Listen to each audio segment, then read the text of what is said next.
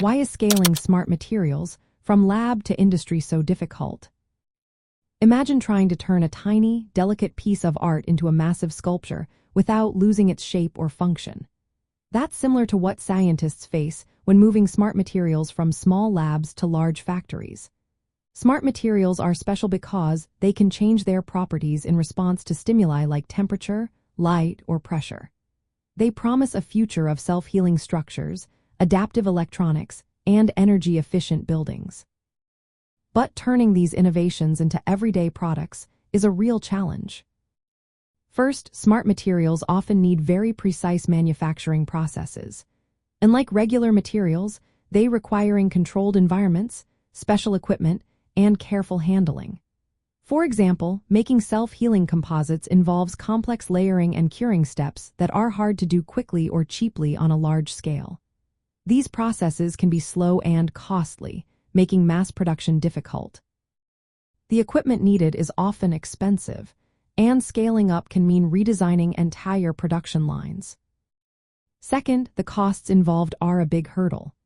Raw materials for smart materials are often expensive, and the specialized manufacturing steps add to the price. Because of limited production volumes, economies of scale don't kick in early. Companies hesitate to switch from cheaper, well-understood materials to smart options without clear proof that they will last longer or save money in the long run.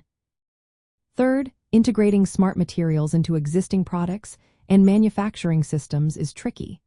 Most factories and designs are built for traditional materials that stay static. Adding smart materials means redesigning products and sometimes even overhauling production lines. Older machinery might not be compatible with new materials, requiring costly retrofits.